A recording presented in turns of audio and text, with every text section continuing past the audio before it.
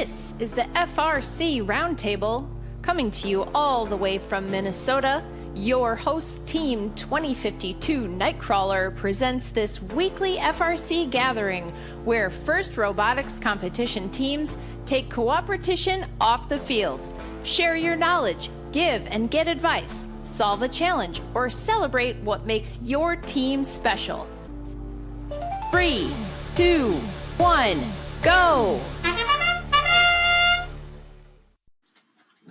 Okay, I'm trying something different. I got this other computer set up next to me so I can, I've got all the mics turned off the way that I want. So hopefully it won't pick up any background noise and it'll work just fine.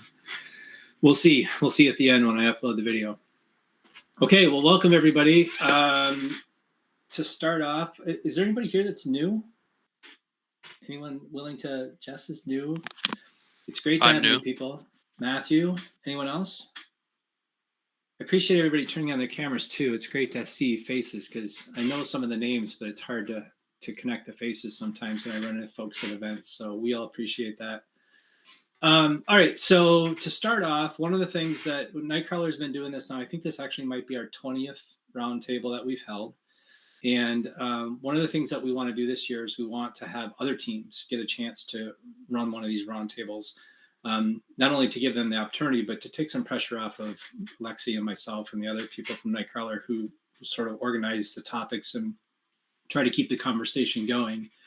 So it would be great if you're interested in hosting a topic that could be just, I want to have a discussion around this. And that means that you're willing to keep the conversation going. And when there's a lull, ask a question or share some advice. Or if you're giving a presentation. So if you've got an upcoming Jumpstart presentation or another event that you are going to present at and you want a place to practice, this is a great place to practice. I think we've only done one presentation so far, and that was on Onshape. Went over very well. Actually, it was the most viewed video when we upload these to YouTube. That was the most viewed video that we've had. So the presentations are very popular. If anyone wants to give a presentation as a place to practice or just to get some experience, that would be awesome as well. Lexi, can you share, maybe you've already done this, can you share the link? Thank you. So Lexi created a form. If you want to sign up to take the conversation for the night, there's a form. Also, in the email that I sent out today, the email went out late because I was really hoping somebody would sign up to lead tonight's event, but they didn't. But in the email that went out today, I listed every topic that has been requested. When people sign up for the mailing list, they have an option to say, what are you interested in hearing about? I listed some of them I had to combine because they were very similar, but I listed every topic that's been suggested. So if you go through there and you're like, oh, for sure, our team definitely wants to learn more about this, ask to lead that conversation. Ask the questions you're most interested in. You don't have to come with all the answers to lead a conversation. It would just be awesome if some other folks were willing to step up and take the lead for the night and kind of plan the topic and the agenda. Okay, so with that, and I'll ask that again at the end of the night if anyone's interested in doing that. But with that, our topic for tonight is around finances, budgeting, ordering stuff, and how you plan for that. I'm really interested if anyone here wants to share if they're doing any planning in case they get the chance and how they're going about doing that. It's something that we struggle with every year of how do we plan for that just in case. I know that Nightcrawler just went through our budget meeting last week, so this is fresh in our minds. I'd love to get Lexi's take on how that went. That's the second time she's been through the budget process for Nightcrawler, but for most of our captains and student leaders, it was the first time through, and it was really interesting to see the questions they had asked. So I want to open the floor to anybody that wants to kick off the conversation on finances or budgeting or what your team does or what you're interested in learning about. Can I ask what Nightcrawler's budgeting meeting looks like that you all just mentioned? Yeah, Lexi, I would love it to get your perspective on this. Yeah, absolutely. So for us, Scott's our treasurer. So Scott has access to all of our financial data and he puts it into, there's both a ledger, obviously, which records all the transactions, and then more like a budget spreadsheet. And so what we do every year is in the spring, we go and we set, or well, actually in the fall, at the beginning of the new season, we go over like, hey, this is what we budgeted in previous years for a topic. Example, like this is what we expect to get in sponsorship from a company, and then this is what we actually got from them, which we put in the spring. So we have 2 yearly budget meetings, one when captains are incoming in the fall and a second one in the spring. And so Scott puts all of that data together for us. And then as student leaders and mentors, we sit together in a classroom and we go through line by line all of the items, and we budget how much we expect for the incoming year based on previous years and what we know might be changing with the upcoming year. Whether like, all right, well, this parent that we had a connection to a company with no longer works here, so maybe we're going to set the expected contribution to 0. And that gives us a really good perspective into what we need to work on as student leaders. So for our students who are interested in fundraising, they can say, okay, we have a $5,000 deficit. Like, how are we going to plan going into this season to make that up? And I think it's a really good opportunity for especially our student leaders to see like what goes on the back end. So like, yes, Build has a budget, but like, where does that come from? And also the opportunity to go through the spending of the last year to be like, hey, when we're making this budget, like, let's think about what parts we already bought, what we expect to need to buy, stuff like that. Does that explain it a little bit? Do you have any other questions, Ian? Yeah, that makes a lot of sense. I know right now, well, I personally would like our team to work on a way to have a more, right now our budgeting is very nebulous, at least from the student end of what's going on. So I'm definitely looking for suggestions on potential ways to make it maybe a more clear process. I think a differentiator too between Nightcrawler and a lot of teams is that Nightcrawlers, I hesitate in how to say this because I want to recognize the school's contributions to the team, but about 90% of our budget is managed by the nonprofit, by the Booster Club. The school covers our one head coach, that salary, and then a bus to an off-season event and a bus to Duluth. And the rest is covered by the Booster Club. So that is about 90% of our budget. We either collect from the students and their parents or sponsors and fundraising and those types of things. So because we're doing so much with so much of the funds, our budgeting process gets a lot easier. If you're collecting money and you're giving it to the school and then you're giving invoices to the school and you're not really managing the ledger, the school's managing the ledger, those things get a lot harder because you don't actually have access to the transactions and the bank balance and all of those other things. So it gets a little bit trickier. I will say that I'm going to paste this link in the chat, but I created this budgeting process for the team. Oh, why won't it let me enter? Oh, weird. I can't paste in the chat. I don't know why. If you go to team2052.com/accounting, a few years ago when I took over the accounting process, the accounting was being managed in a couple of different spreadsheets and then also on, it was either MS Money or it was TurboTax or Turbo. It was one of the money programs that everybody can buy. And it was kind of tricky to figure out where are we at right now with the way that the money was being managed. And so I've been a small business owner for over a decade. I've managed the books for all of my companies. I think I've had 3 different companies, one that's lasted the entire time and a couple other ones here and there. And so I'm not an accountant. I'm not an attorney. I can't advise you on tax stuff, but I've been doing bookkeeping for a long time for my own businesses. So I wanted to create this accounting program that had a couple of requirements. One is it had to be in software that everybody could get into and understand. We didn't want to have to pay a licensing fee for a QuickBooks Online, for example, so that we could have a bunch of different logins. So you'd have the main person keeping the books there, but then you could let other people see what's going on without, so you eliminate sort of that chance of embezzlement or fraud or any of that type of stuff. You want to have good oversight. So it needed to be in that. It needed to be accessible to everybody, but it needed to be sort of locked down so that only one person is managing the books to kind of keep it clean. It also had to have a way that we could track every single transaction line by line, like you would do in a normal accounting software. We'd say, this transaction is for parts for building the robot. This transaction's for hotel rooms. This transaction's for the post office box, or whatever it might be. And so I created this thing in Excel sheets. Now, creating your own accounting program is not for everybody. But we're not doing invoicing, we're not doing payroll, we're not doing all those things that you're not collecting sales tax on any products we're selling. So things get a lot easier when basically all you're doing is managing a checkbook. You're just creating a balance in your checkbook and then tracking that against kind of expenditures. So when I created this thing, I also wanted to create something that someone else could take over someday when I'm not on the team anymore.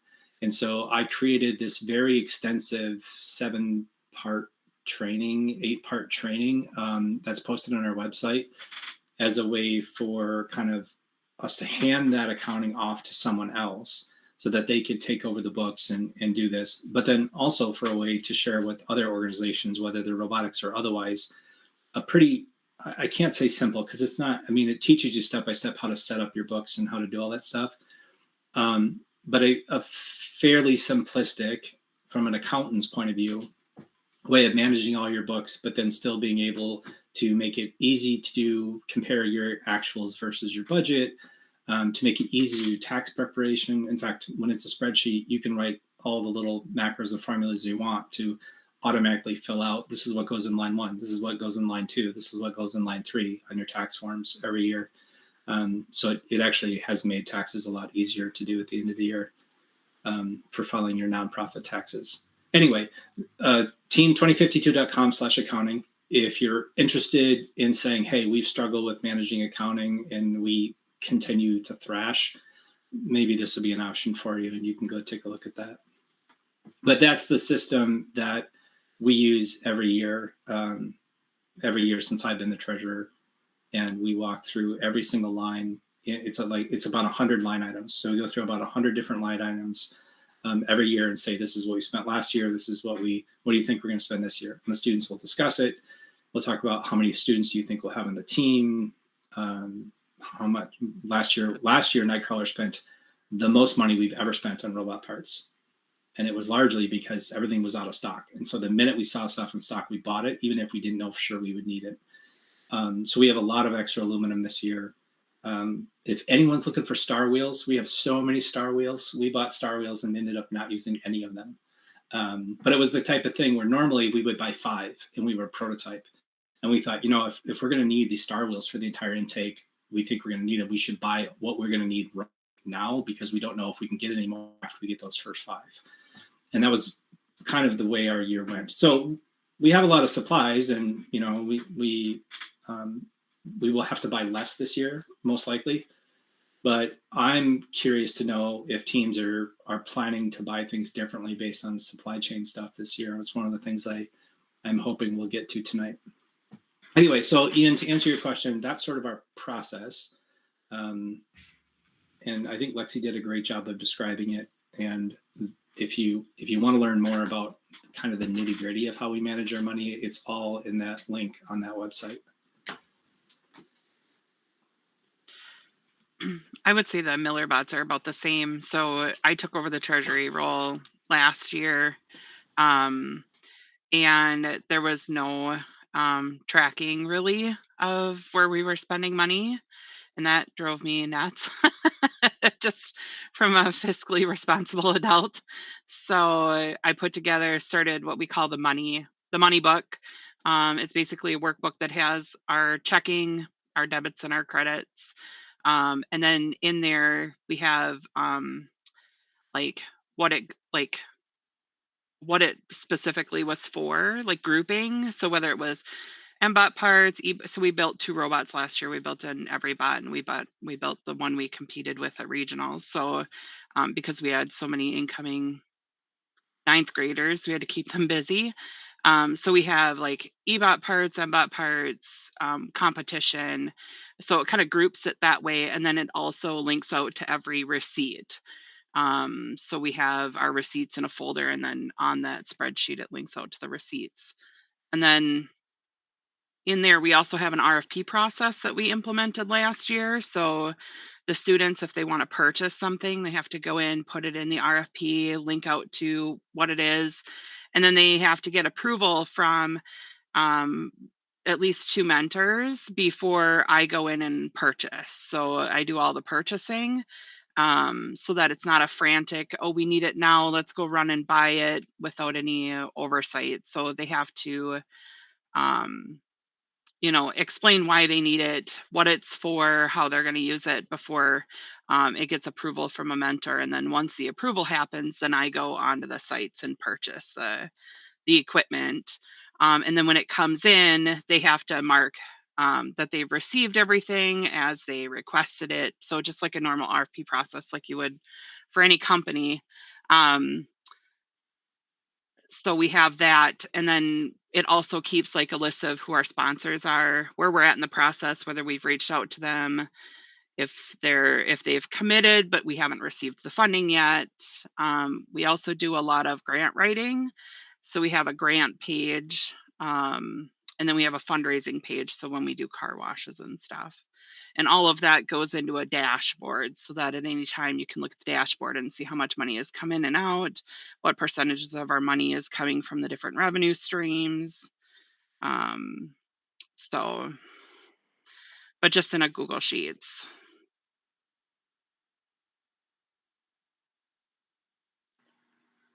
How many teams here get financial support from their district? Minneapolis gets none. Duluth doesn't get any. Nightcrawler, I already mentioned, Nightcrawler gets a coach and 2 buses. I guess that's about the extent that like DNA gets, as well as we get a coach and we get some space in the school, and that's about it.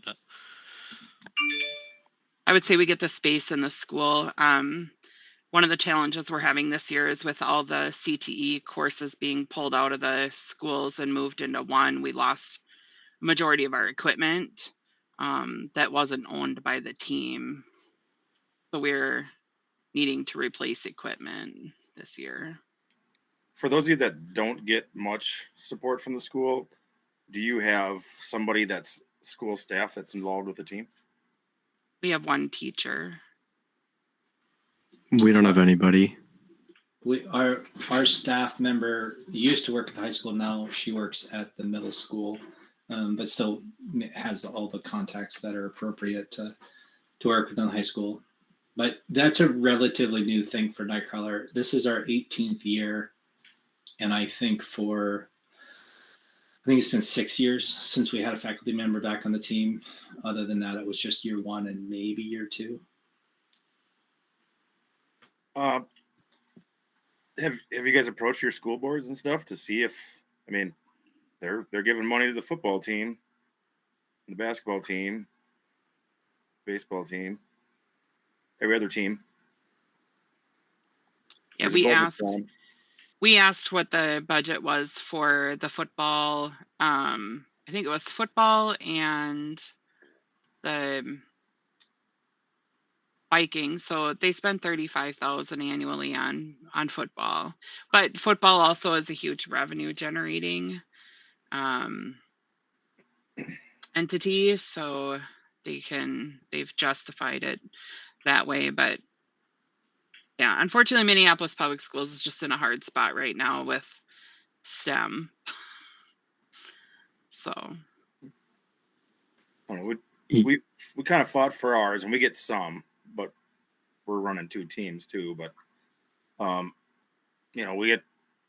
we have 5 paid coaches, and then that's run through our activities department, so they're paid by them. So that's TRA and other benefits are included in that stipend.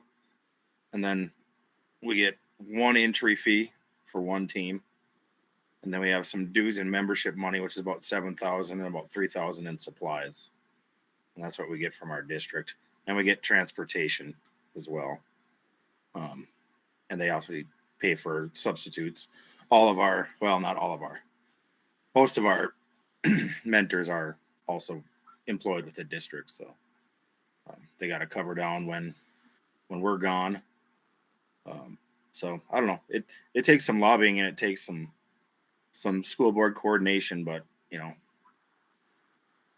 it's good questions to ask them. Like why are these other things getting the money and we're not getting the money? Which school district are you in? We're in Cass Lake, Minnesota. It's north. It's just east of Bemidji.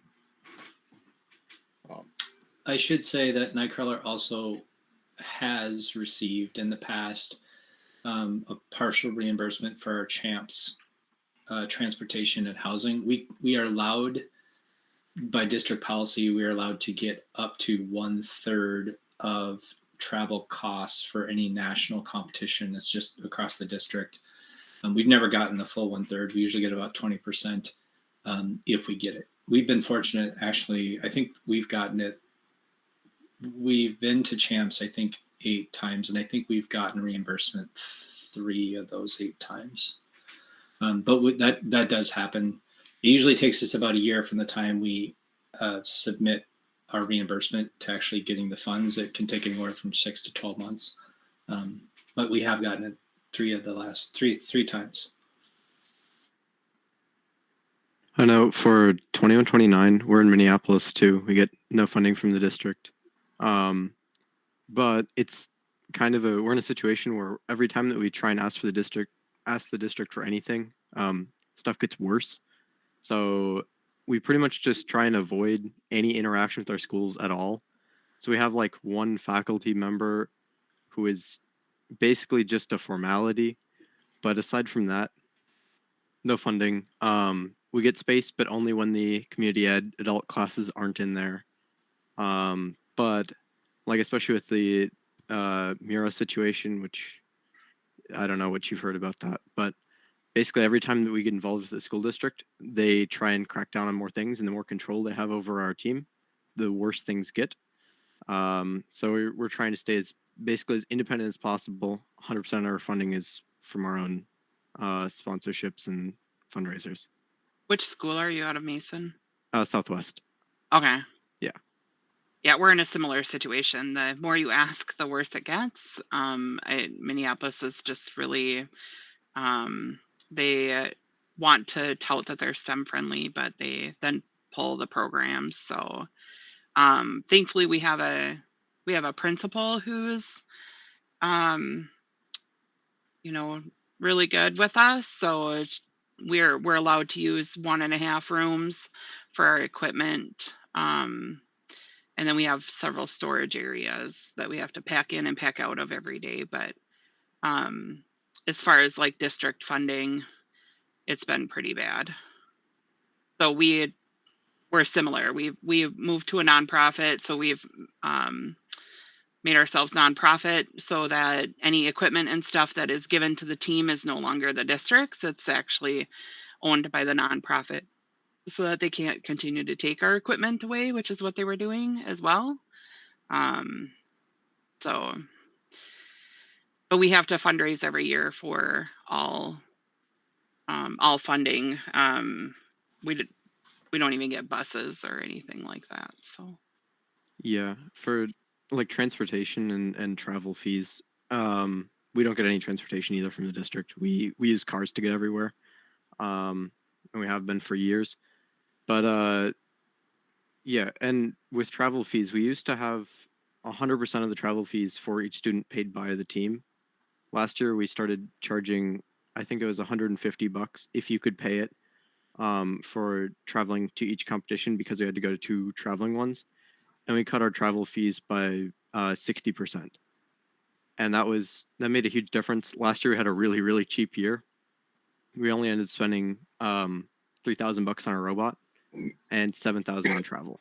So we're all right looking into next year, but we've also lost a $10,000 sponsor, as did a couple other teams around the state. They just dropped first entirely, but we're working on fundraising that. We've made $1,500 in 3 days. So via sponsorships, that is. how do you go after sponsors? Just generally, our team has had few sponsors, but they do lots of grant writings. But I'd like to see us move into more of a sponsorship that's year over year rather than continually writing for grants, just because the amount of time spent. Yeah, Joseph. our team does. So yeah, we're mostly sponsorship driven, and mostly it's like we last year we came up with a list of a bunch of local companies that met certain requirements, so like the right amount of annual profit. Because if they're too big, they're really hard to get to. If they're too small, they're not going to give you any money. And from that list, we just started basically contacting each one. We had students write customized emails to each of them. This year, the money that we fundraised now one was from a restaurant nearby, and we got $500 out of that, and it was literally a 10-minute conversation with them. Check written, done. It's mostly just about going out there and contacting as many places as you can. Joseph. Yeah, we do something kind of similar. We have sort of a variety of means by which we locate and try to find new sponsors. Similarly to you, Mason, and to Ultraviolet, we look at like local companies. Great River is like very weirdly located like the middle of a business district, which is weird for our school, but somewhat convenient for us. We have some like neighboring companies that we find that like STEM related companies are more likely to sponsor robotics teams. And so we'll usually reach out to them first. We also, I think that's somewhat helpful, but we don't always hear back as much from those all of those sponsors. What we do find is really helpful is reaching out to the students and mentors on our team and seeing if anyone on the team has any connections to sponsors or companies that could potentially sponsor our team. So I'd say like probably 75% of the sponsors we have now are companies that have or had workers that were in some way connected to students or mentors on our team from the past. So we'll reach out to our team, be like, hey, do you have any neighbors, family members, family friends that work at companies that might want to sponsor a team like ours? If so, share a potential contact to that sponsor, or talk to us about how we could get in contact with that sponsor. And we usually find that that's pretty receptive. Again, we don't always hear back, but it works usually pretty well for us. And we have somewhat of a unique strategy in how we recruit sponsors, because we send out an initial email. First, we're in the process of doing that now. So we have like an email, usually like a base email to returning sponsors that we'll sort of copy and paste. Sometimes we'll, especially for newer sponsors, we'll like edit parts of it, personalize them a little bit, and then send them out. But then in those emails, both to returning sponsors and to new sponsors, we'll ask if they want to schedule something that we call a sponsor presentation, where we meet with them either virtually or in person. And talk to them about our team, all the cool stuff we do, why they might want to sponsor a team like ours. We don't, not every sponsor wants to do it, but a lot of our sponsors really appreciate that initial connection that really grounds that relationship that, is so vital to them supporting us. And yeah, we find that both of those strategies work really well. Though, yeah, I would say, Mason, you mentioned losing a $10,000 sponsor, and I think we're sort of in a similar situation, learning our lessons about not putting all our eggs in one basket, because we did have like one primary sponsor. I'd say that we're generally doing pretty well, but yeah, that is one piece of advice I would say is when pursuing sponsors, it's like, it's great if you can find a $10,000 sponsor, but also like look elsewhere. Yeah.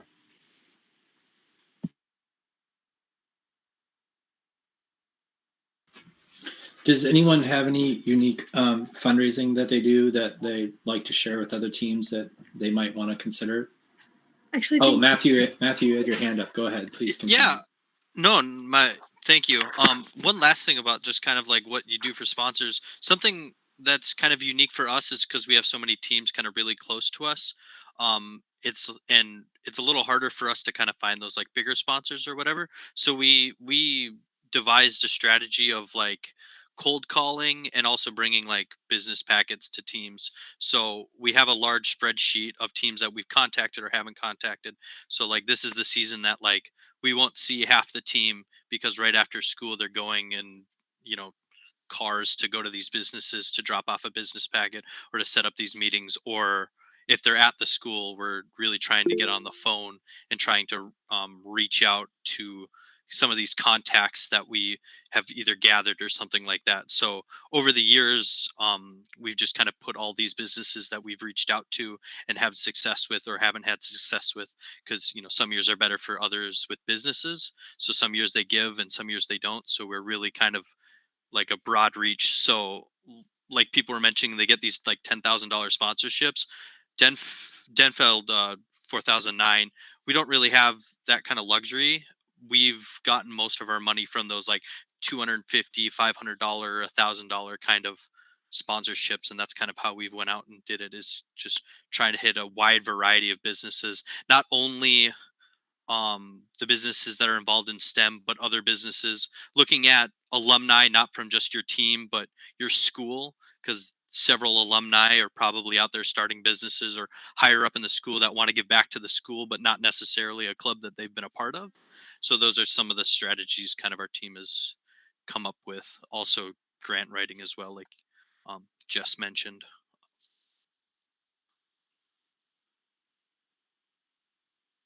Lots of hands up. Matthew, what does cold calling look for your team? How do you facilitate that process? Because we've tried that in the past and it's not worked as well for us. So we have a script that we normally go off of.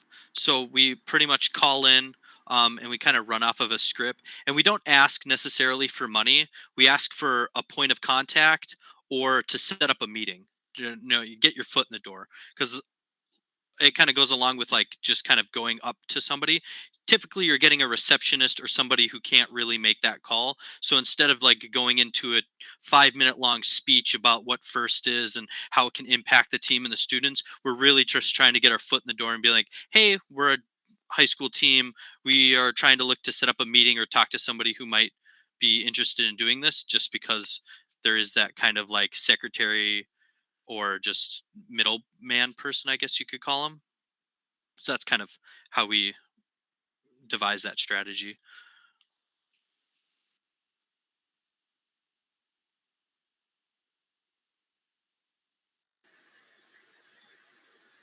Is that what everybody was going to ask?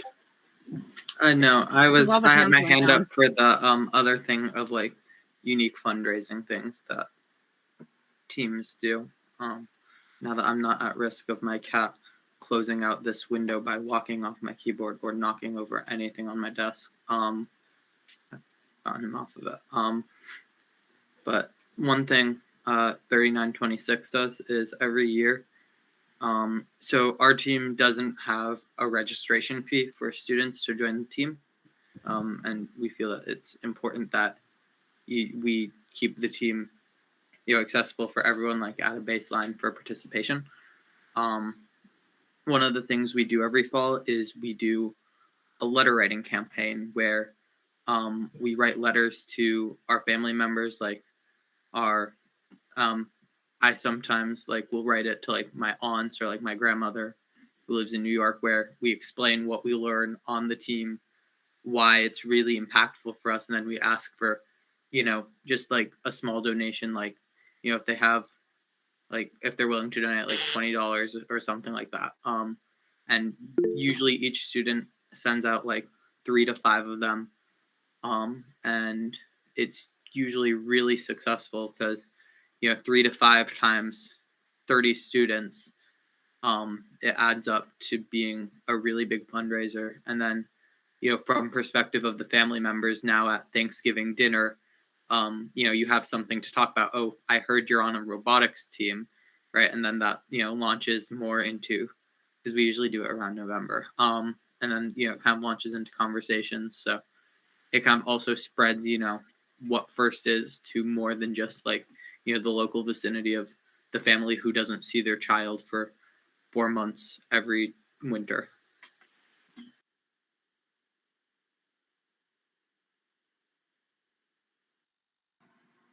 Matthew, you should go first. Yeah, thank you. So I guess two things in terms of like unique sponsorships. And I guess this can kind of loop back to what Scott was saying, how we fundraise for, championships, maybe not necessarily knowing we're going. One thing we do is we try to get parents involved, and they help run, or I guess run, a silent auction. So having them kind of reach out to businesses for things and stuff like that, and we schedule that right around before championships start.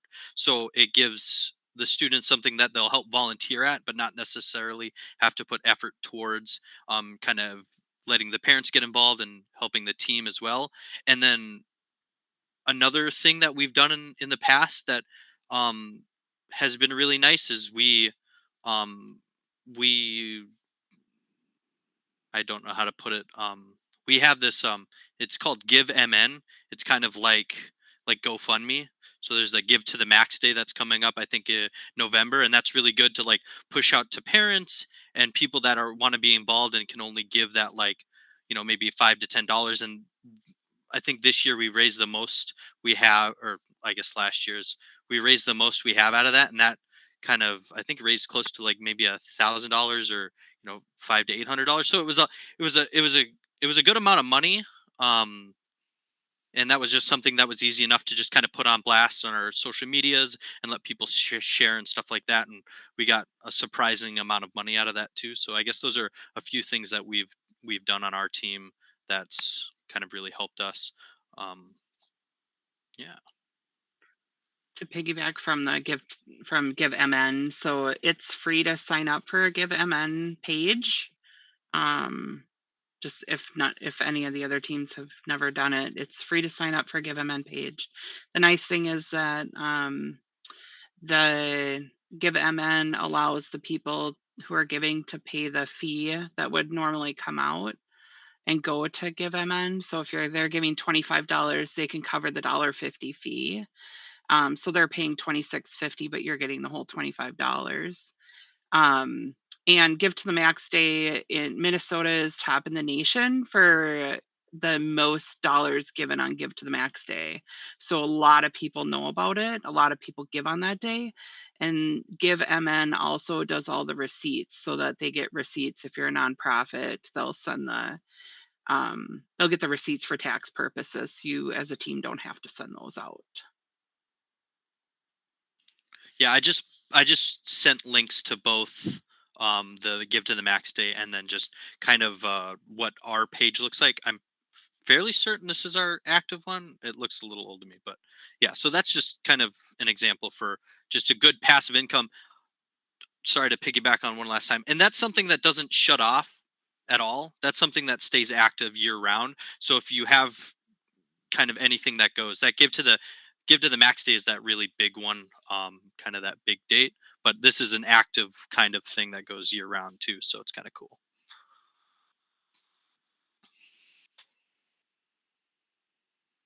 Yeah, to jump off of that with Champs fundraising.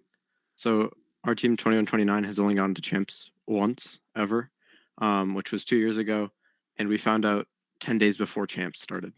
So with no money. And our strategy was basically, at that point, it was too late to get sponsorships, too late to get grants. So we had to go to just direct donations. And we wrote up basically like letters that each student had. They'd forward it on to family members, pretty much everybody that they knew. They'd forward it on further. And we shot way past our goal of $25,000. And now we have by like $8,000 in a week, which is incredible. We raised 30 some $1,000. But now we have basically a fund that we try and build into in case we go to champs that we try not to spend into during the year. So that's not considered when, like, how much money do we have? We don't consider the extra money that we raised for champs because, we told people this is money to get us to champs. So in some ways, it's like we're keeping that for next time, hopefully. But also, when it comes to raising money through families, we've had mixed success. So we've had multiple sponsors who we got like through parent connections fall through after a year or two. Especially after the student leaves, it's really hard to maintain that sponsorship, especially if it's a company that normally wouldn't give you any money. Um, so we had last year we had a $5,000 sponsor dropped in I think they dropped to $500. Even though the student was still on the team, just because it had been a year, they were like, yeah, that's done. Um, so we've had trouble maintaining that, but other sponsors, it's been much better. We send uh, newsletters every so often. I'm not the one writing those. I don't know. Um, and we just try and make sure that we have a connection to somebody at that company. So, like in the case of our $10,000 sponsor that fell through, we've had them since 2006, and they were a sole sponsor for like 7 years, 8 years, something like that. Um, and essentially, what we've heard is that leadership or management shifted over within the company. New management doesn't see the value in it, and we lose the sponsorship. So, I think it's important that we keep checking that you have the right person that you're talking to, because it's very easy to send emails or cold calls to the wrong person. Like you were saying, Matthew, you got to find the person who's important within that company. And the last thing that I had was our team has had a history of students being very shy about sponsorships, especially sending emails, writing emails.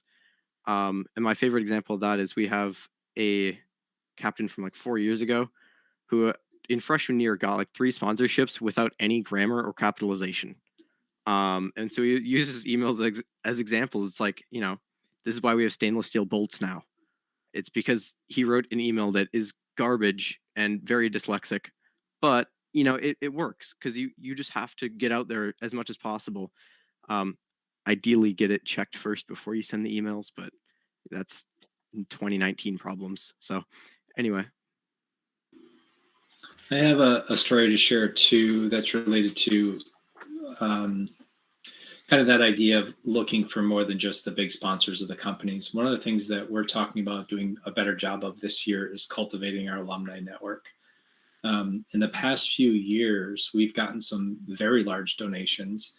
In 2020, after we did our big face shield project, where we delivered 35,000 either full or partial face shields to companies. We had an alumni who was on the very first. He was on the very first team. At that time, I think it was 16 years ago, and he said, "I'm seeing what you're doing on Facebook. I love everything about it. I want to support you guys," and we made a $5,000 donation to the team. Last year, we had an alumni parent whose kids had all graduated, who said, "I want to sponsor the travel fee for 2 students." And we had a different alumni parent who had a student go through the team. Um, they had found out through the grapevine, because they're still sort of connected to the team, that we were short for our champs trip, and wrote a check for several $1,000s to make up the difference. And so one of the things that we're looking at doing now is we get the feedback from parents and grandparents too of, this was my student's favorite part of high school. This is, if it wasn't for robotics, they wouldn't have been able to write a good acceptance letter for college. All these things that we hope that is the results for our students. And the parents and grandparents see that value, and they've been contributing to the team even after their student has left. So we're trying to think about how can we do a better job of cultivating that alumni network. So I would say, Scott, go ahead.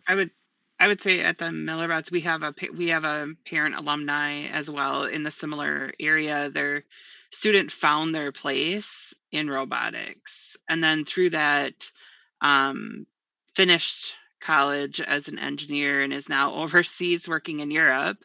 But the family through their foundation donates like 3,000 a year to our team. Just like last year we went and we said our plasma cutter broke. We need to purchase a CNC machine. We're looking to do that, and she donated $3,000 towards that equipment. So I would say reach out to your alumni. The other item, my company is quite generous to their people who volunteer for places. So I would make sure you're reaching out to the parents if they're at a company. So mine does, they'll donate up to $500 per. So if I volunteer 40 hours with robotics, they'll donate $500. They'll donate another 250 if I'm on the board.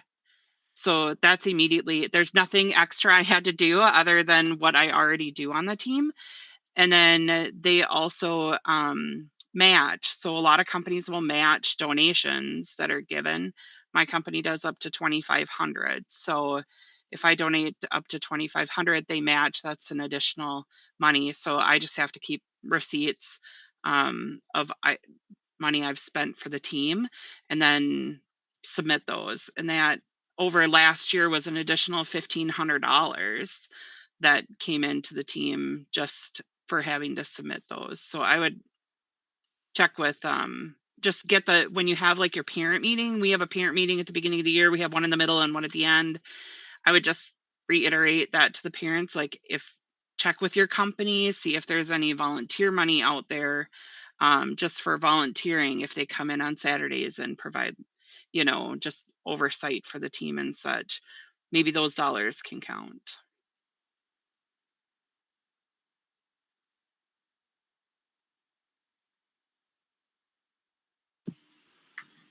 Joseph, go ahead. If you guys raise your hand and there's a pause, just jump in. You don't have to be called on. Just go ahead and jump right in. Scott, can I actually suggest alumni as a future meeting topic? Because Nomothic is also in a similar place where we're realizing that like we have not really cultivated these relationships to our alumni when there is really a want for that.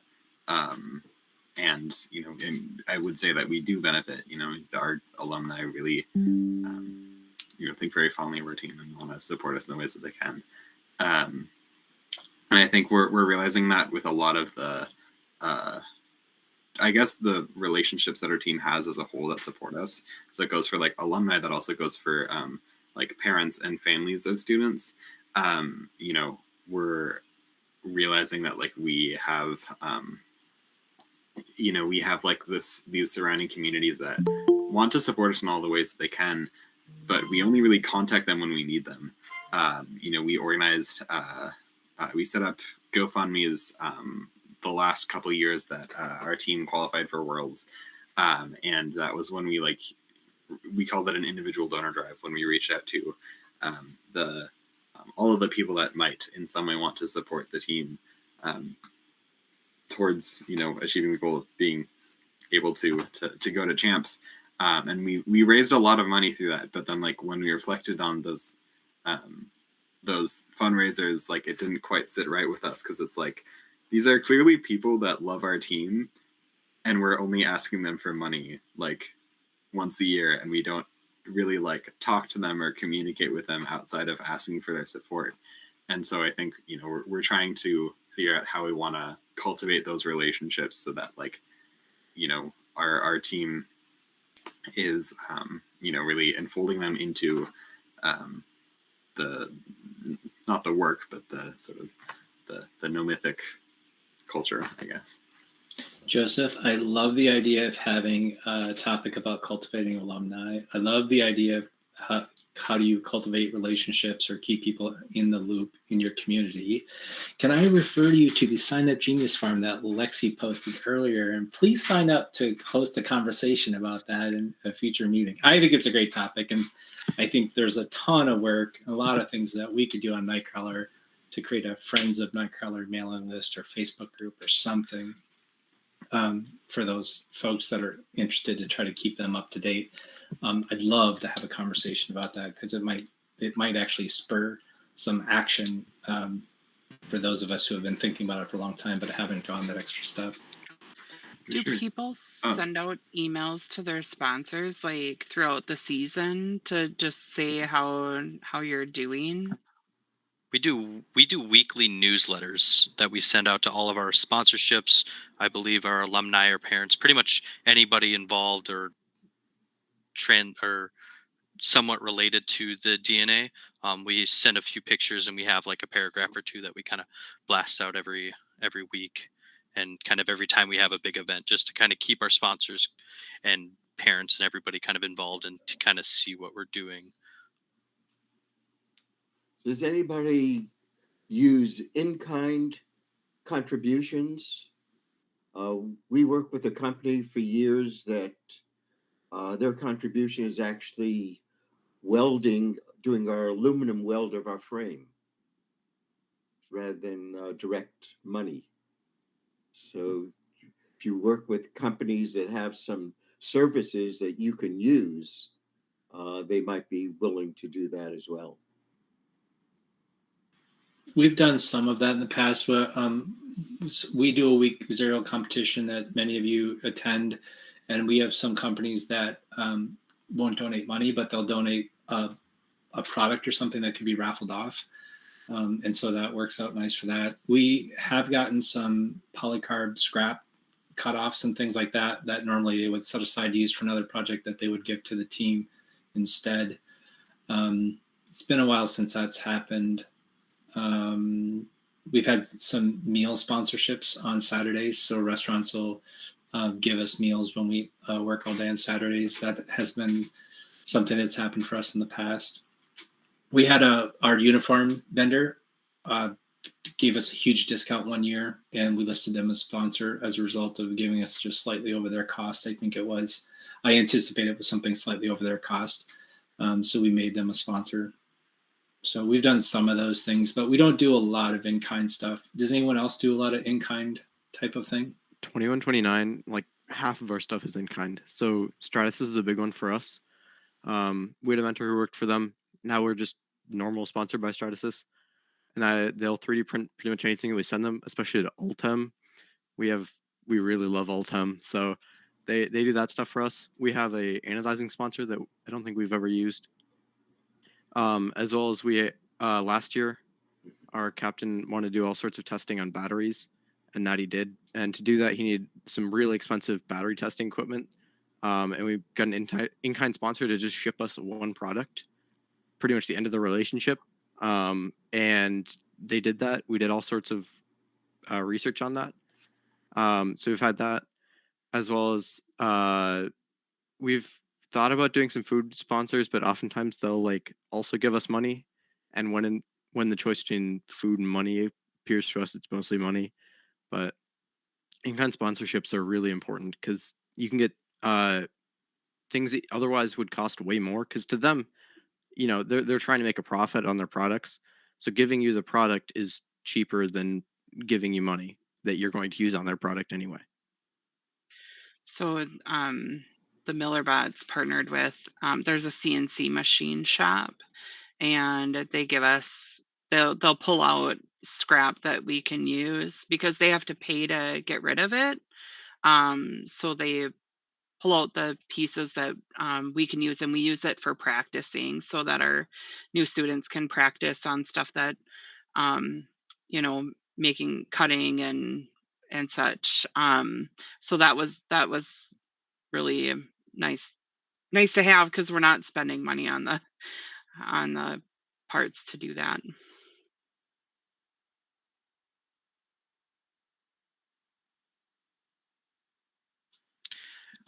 I know two things kind of related to this. Our team doesn't do it, but I know that Hermantown Talons 5232, with talking with them, they do this. They have a Amazon wish list that they kind of just have open, and sometimes they'll just have things that will just show up at their door, that people are sponsor a product or something like that. And they also reach out to a lot of these businesses for those things, like not necessarily in their local area, but like businesses as a whole on a wider region, just to see, hey, could you sponsor us with this product, or can we test this out, and other things like that. So it's something that's out there that's really cool. One thing that the NMRC's done this fall, that's the Northern Minnesota Robotics Conference. A bunch of teams up in the northern part of the state here. We applied for some grants through Walmart, Sam's Club, and you have to be either a educational institution or a nonprofit. But I just deposited $4,500 and it's a pretty simple application. You got to get into their system, but they give away a bunch of money every year. We're applying for Walmart right now. In fact, my daughter's upstairs doing that right Yeah. now. Good. So would you mind sharing the link to that? Somebody else might be faster than me. I don't have it currently, but I'll try to get it here.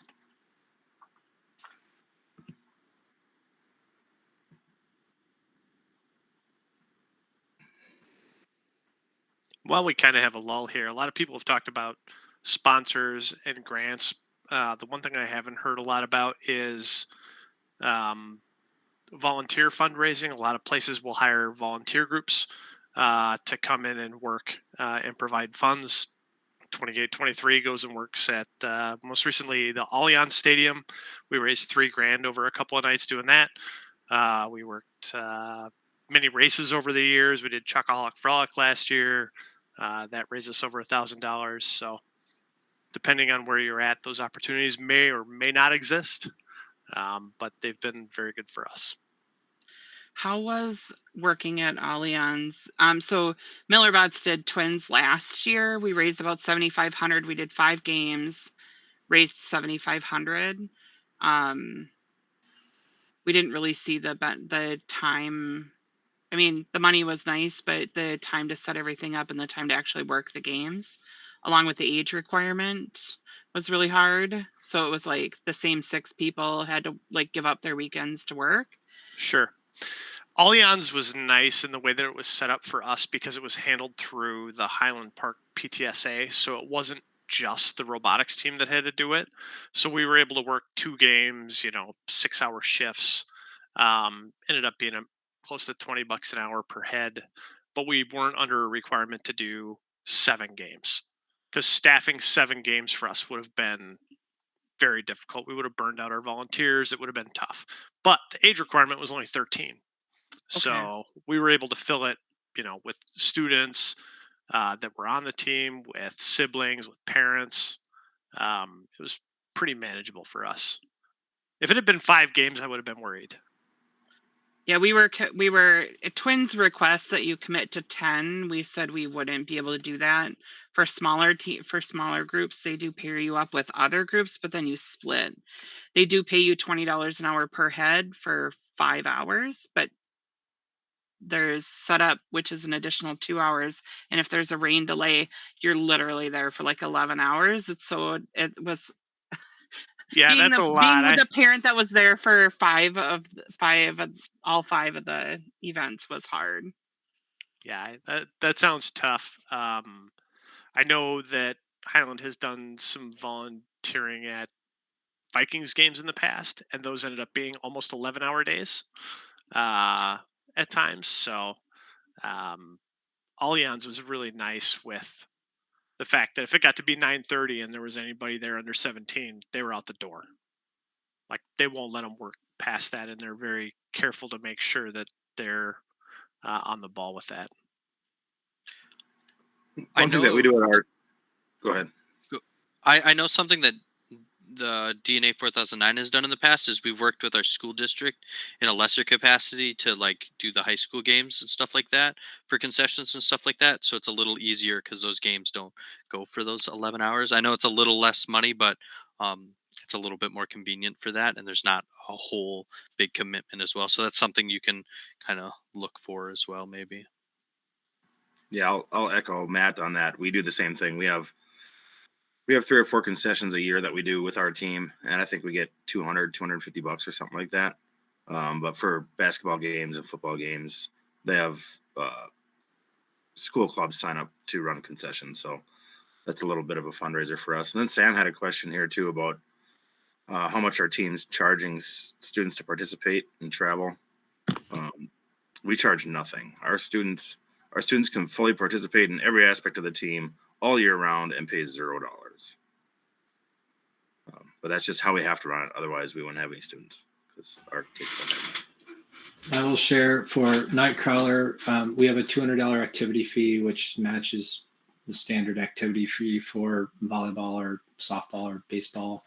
at the school, but that fee's not paid if you're on what used to be called free and reduced lunch. Now that all students have free lunch, it's financial assistance, or however they're phrasing it now. So the activity is 100% free for anyone on financial assistance, and for everyone else, we have a $200 activity fee. And then since 2020, we have changed our travel. So it used to be that there was a travel fee, and we would attempt to charge what it actually costs for us to go to Duluth. I mean, Duluth is where we usually go. We would attempt to charge enough money so that would cover our travel costs for Duluth. And we have made all travel fees optional. So now it's a donation, which, because we're a 501c3, is tax deductible. We still do the same amount, but we make it optional for everybody. It doesn't matter what your income status is, or your free and reduced lunch, or any of that stuff. All travel fees are optional. But we still recommend, if you're willing to make a donation to cover your students' costs, it's about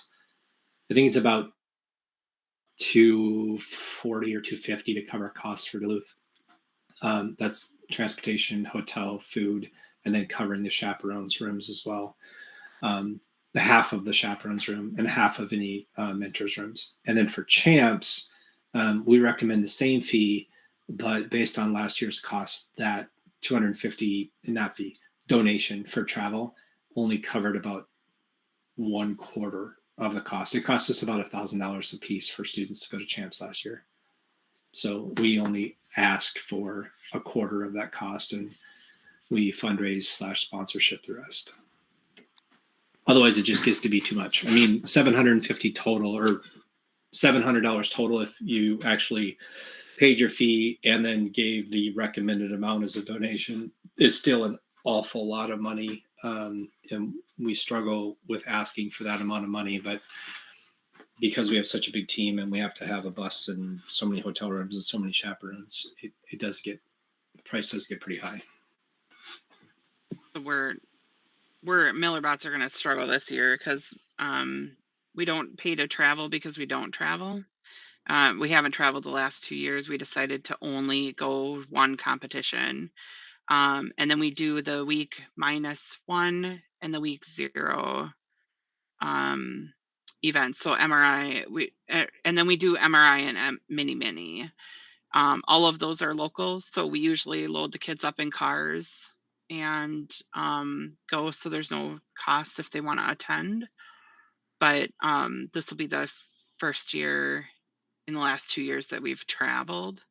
The year before that, so 2021,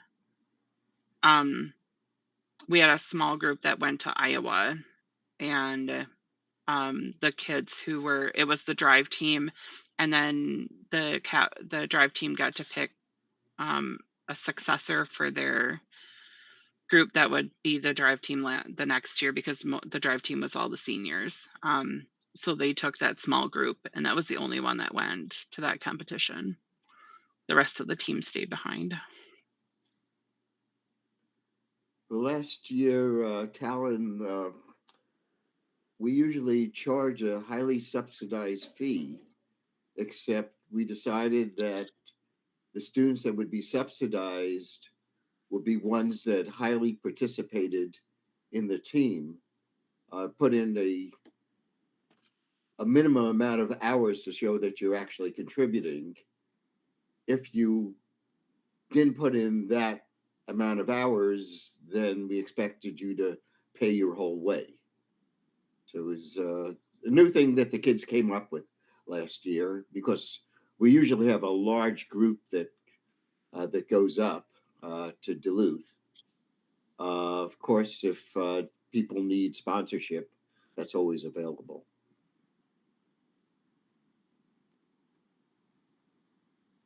Yeah, No Mythic charges travel and admission fees, but they all operate on a sliding scale. So we have, I think our application, or not, admission fee to the team is usually around $200, and we usually go to one traveling competition a year. We'll see how how that shakes out this year, but usually we just go to Duluth and then Minneapolis. And I don't think we charge a fee for Minneapolis because we don't, that's not a traveling competition. But I think our Duluth fee usually shakes out to be around 150 to 200. And then I think this past year, because we qualified for Worlds later than we would have liked, we qualified, I think, week 5, whatever week 10K was. We didn't have as much time to fundraise, so our travel fee to Worlds was a little bit higher than it was the year before. I think it shook out to be right around $400. But again, those were all sliding scale. We are lucky to, we have a grant that we apply to every year, the Smith grant, that gives us $10,000, and as a whole, and we usually apply for like 2 separate grants under that larger Smith Corporation. So we have one for shop improvement that we use the money from that grant to go towards like tools that we're looking to purchase for the shop. So like we got a tube bender that way 1 year. And then the other part of that grant goes towards student accessibility and inclusivity. So we use a part of the money that we get from that grant to help us be able to like make those fees sliding scale. So, when students can't pay the full, suggested donation, the money from that grant usually balances out that. So that we find that to be really helpful.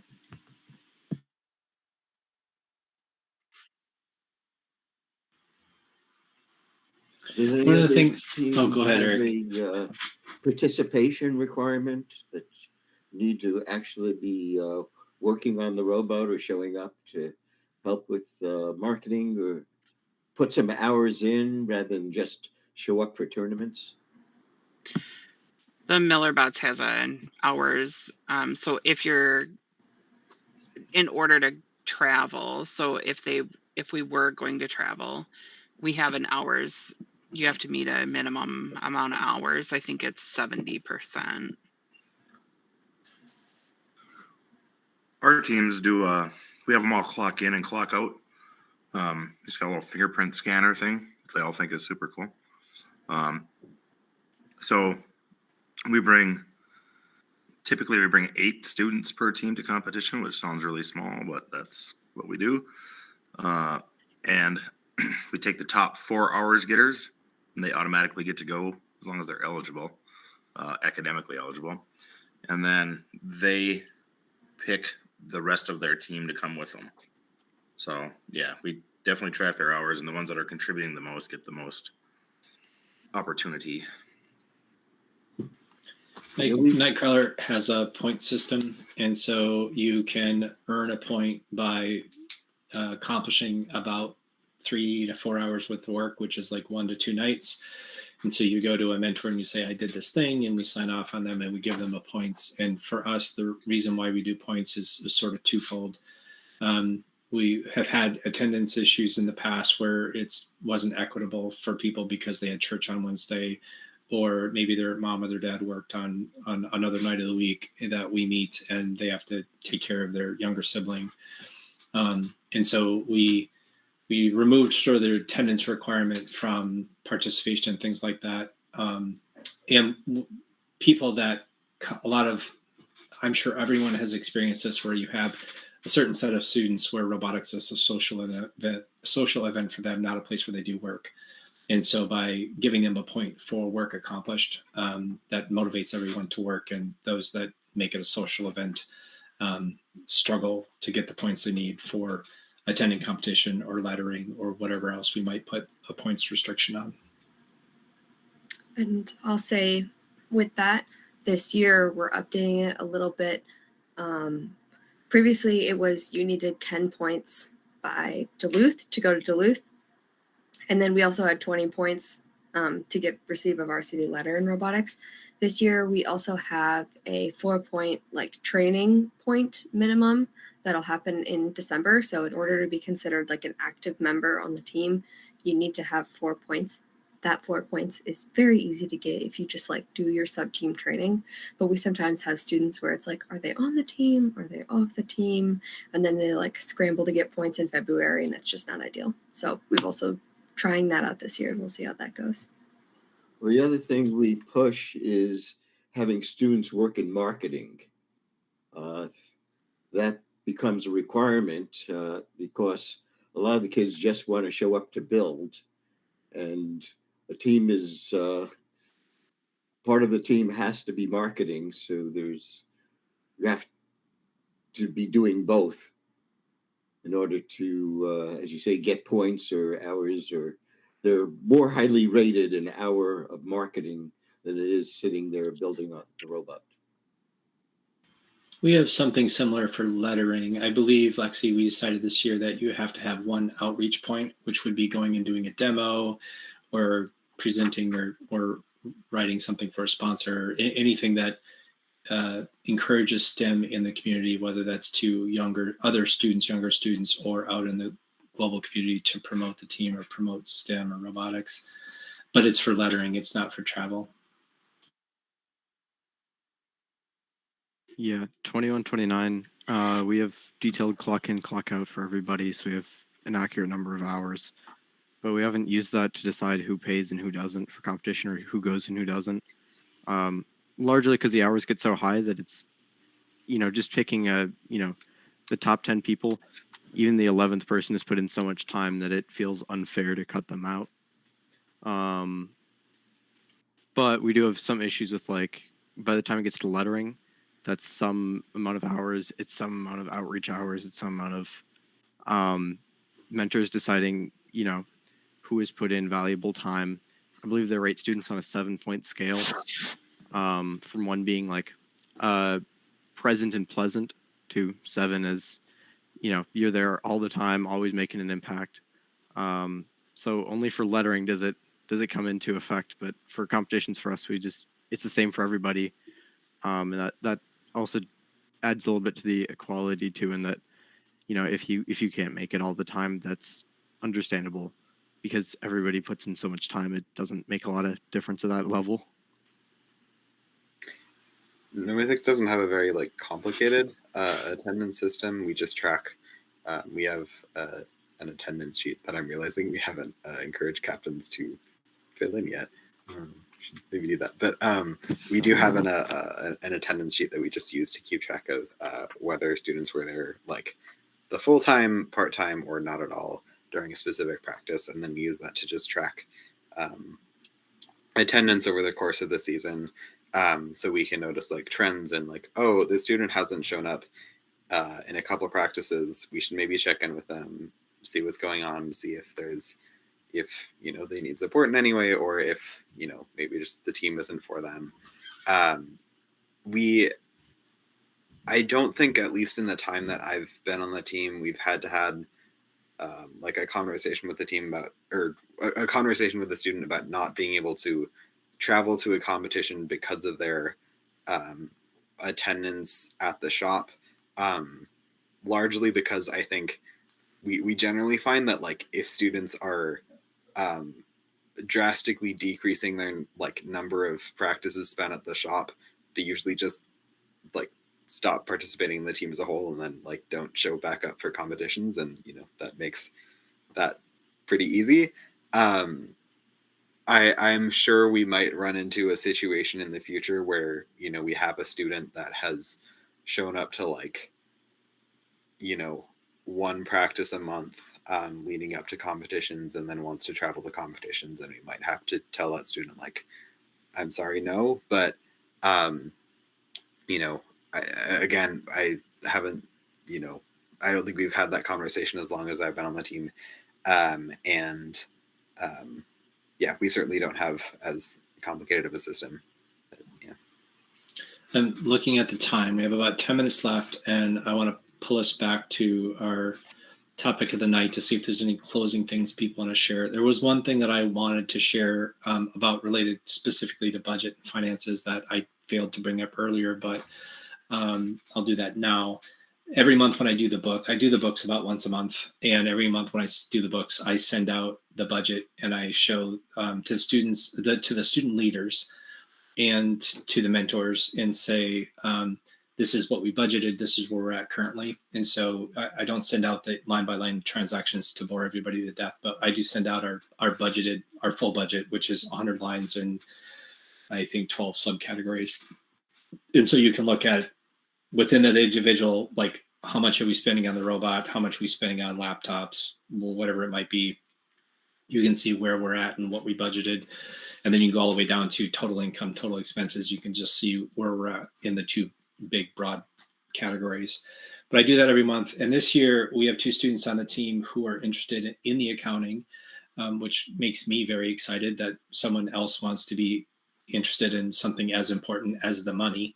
And so our plan is we're going to send more detail to those 2 students, but it'll be the system that I built sort of anonymizes, so it doesn't show anything about what students made a donation for travel or paid an activity fee. I've got that all cross-referenced off, so it's anonymized. But those 2 students are going to take that data, at least this is the current plan, and they're going to turn that into pie charts or graphs or something that we can share out to the broader team of here's how we're doing, and here's how we're doing compared to last year, whatever they want to come up with. It's kind of exciting that we have students who want to be more involved in the management, the fiscal management of the team. Something else I wanted to say earlier too that I forgot to say is that the captains and mentors about 5 years ago established a fiscal policy for the team. And we decided back then that we wanted to have sort of a rainy day fund. And so we have a fiscal policy that we will always attempt to finish the year with enough money in savings to cover 50% of whatever our budget was for the year. So if we lose 2 major sponsors and it would take us a couple of years to get them back, the team wouldn't be in trouble. I know that when I first joined the team, I heard things like, well, we're kind of out of money. So the treasurer back then, I put some money in the bank to cover us until this sponsorship money we know is coming comes in. And we didn't want to be in that type of situation. We were running that close to the edge. So it took us about 4 or 5 years, but we finally got to the point where we had enough kind of a backstop, an emergency rainy day fund, so that each year we attempt to carry over enough money to cover at least 50% of what the budget was the year before. And we got lucky in a couple of ways that we got a lot extra sponsorship those years. And we're like, we need to set that aside. We need to work on our rainy day fund. But we've done it. And the team's in probably the best financial shape it's ever been in now. And it's good. If you're a nonprofit, it's good to set up sort of those fiscal policies of how you want to operate the team. Go ahead, Mason. I didn't have anything else. So like adding onto that, I mean, our team, we're in a fortunate situation where we kind of built up money for 12 years. But we definitely keep a rainy day fund too. Ours is close to 150% at this point because it just keeps growing. We always budget way higher seemingly than what we spend. But something that we're changing this year is that at kickoff, we want to make it aware to everybody how much we've budgeted and kind of how much money we have, because we've seen a recurring problem where the students have no idea how much stuff actually costs. Like most students, if you ask them where most of the money goes, they will say the robot. Which in our team's case is not at all true. It's the registration fees or competitions by a huge margin. So and I will echo, sorry, I cut you off. Oh, no, go ahead. I will echo that. In fact, it's not just the students. Our activities director had no idea how much money it cost to run the team, and was off by like a factor of 4. So I think sharing kind of where your money comes from and where your money goes is great for the students. It's great for the parents. It's great for the administration. I will share, and I think I mentioned this earlier, that if we go to Champs, it's $35,000. That's what it was last year for registration and travel for the team our size. It's frightening. It's terrifying, honestly. As the person who manages the money, I will share this, that out of our budget meeting, we looked at where we thought we could get sponsors and how much we thought we could make on our fundraising that week based on what we did last year. And we're $12,000 short if we end up going to Champs again. So we're looking at that and saying we right now, if we go to champs, I mean, if we don't go to champs, then we'll probably finish the year with extra money. But because we only collect 25% of the travel fees from parents, and that's if everyone paid, which we know everyone's not going to pay. So we only probably collect 15 to 20% from families, and then so that's 80%. We'll finish the year in the surplus if we don't go to champs. But if we go to champs, we're currently looking at a $12,000 shortfall. So it's having conversations about money, although it kind of can be uncomfortable and it kind of can a lot of times feel not inappropriate, I think is important, because I think it's good for all of us to have ideas of what it takes to run a team and kind of get that perspective of how are we doing compared to everyone else. Yeah, Scott, when you go to champs, how much of your team gets to go? Everyone that got their points. We're having conversations about that. But from an equity perspective, and equity is a big deal for Nightcrawler, we don't want anyone to not go because they can't afford it. And so if you put in the contributions of the team and you've earned the points that qualify you to travel, that's it. You can go. Right. I mean, that's a big unknown. It is. I guess, I mean, we didn't get to champs last year. We did the year before, and we learned about it a few days before. It was a $50,000 hit. But Yeah. there was no way. I mean, we know we probably are not going to get to champs every year. So was this, these kids, this might be their only experience. We had to make sure they all went. Right. And, and we're on the other side of that. We've been very fortunate. We've been very fortunate in competition. We've gotten to go many times. And we look at this and say, maybe we shouldn't go. But then, you've got a senior who's been on the team 4 years, who've worked 30 hours a week at robotics. They put in a ton of time, and you're like, what are you going to do for that senior who's like, this is their year to be the driver on the field at champs, or the pit crew leader at champs, or the robot where they spent hundreds of hours in CAD to come up with the perfect intake mechanism. So we're struggling with this idea of, do we only take half a bus? Do we try to share a bus with another team? And then you get into the idea of, well, who doesn't go? And then you start having these equity conversations. And Nightcrawler's put a big emphasis on equity the last few years. And where we decided at this leadership meeting, when we did our budget meeting, is that we set a limit to how much we were willing to pull out of savings. So how far in the red could we finish the year financially? And as long as we did not dip into our rainy day fund more than X $1,000, we would still send the whole team. If it looked like we were going to dip in more than that, then we were going to have to start thinking about how do we pare that back to half the team. No one thought it would be a good idea to deny a senior a chance to a trip to champs in their final year on the team. And so then the other decision is, how do you make those tough decisions on taking fewer students? It's a struggle, and we struggled with it for a long time, actually, in the budget meeting. Yeah, I guess maybe to piggyback on that as well, DNA not being as fortunate to go to champs as many times, we still feel like it is we want to bring everybody. And we were talking about budgets and money and stuff. And I guess my last little point is, we do have a rainy day fund as well, but we also every year put into a budget for championships itself. So we raise, I don't know what the number is, but like $2,000 every year just goes into a champs fund separately away from our rainy day fund, just in case there is that opportunity that we do get to go to championships and we do want to bring everybody. So I guess it's maybe a conversation to have. Do you raise money every year in just on the back burner in case you do get to go, excluding your rainy day fund?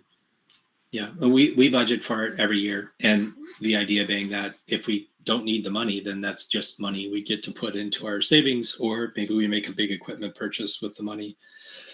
But we do budget for it every year.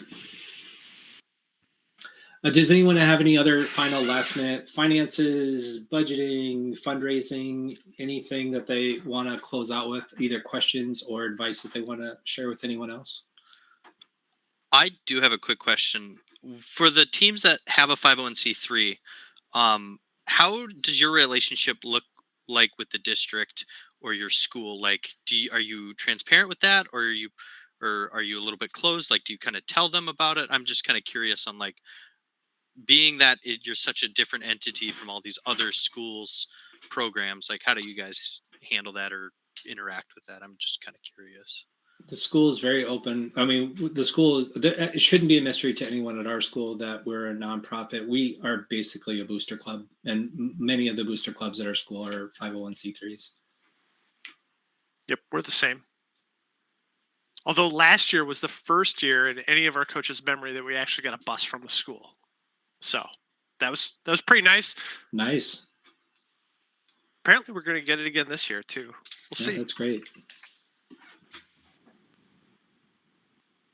I was just curious about that. I'm just something.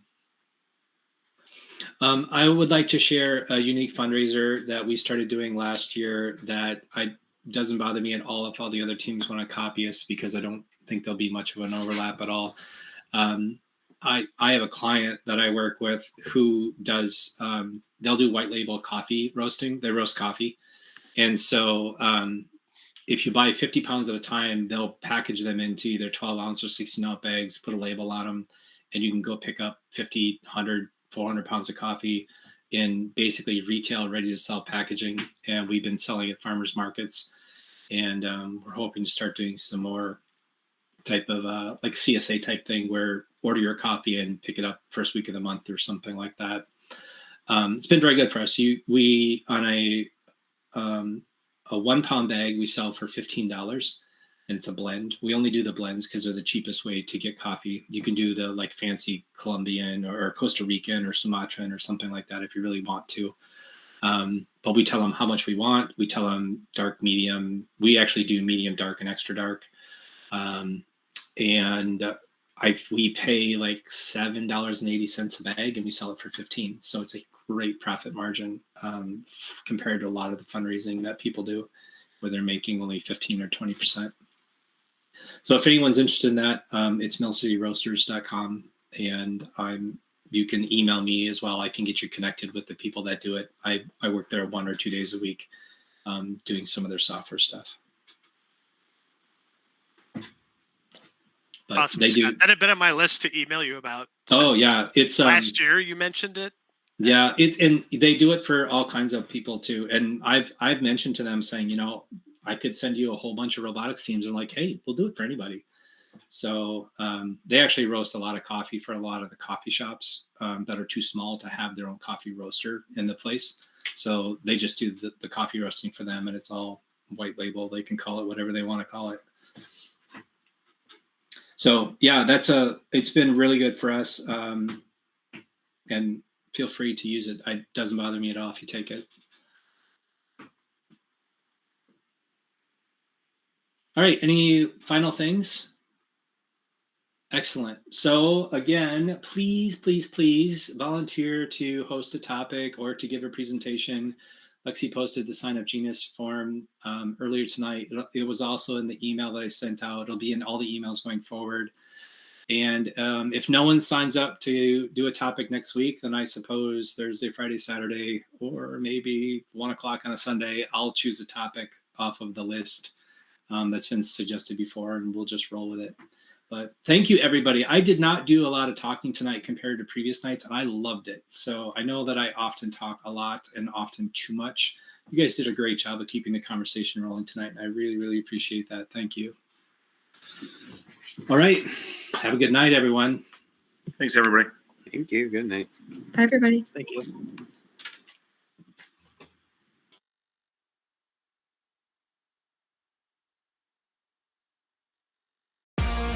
That's it for this week's FRC Roundtable. Join us live all season long, every Sunday night. Visit the website at team2052.com/roundtable to sign up for weekly invites. In the meantime, keep building, keep learning, and we'll see you next week.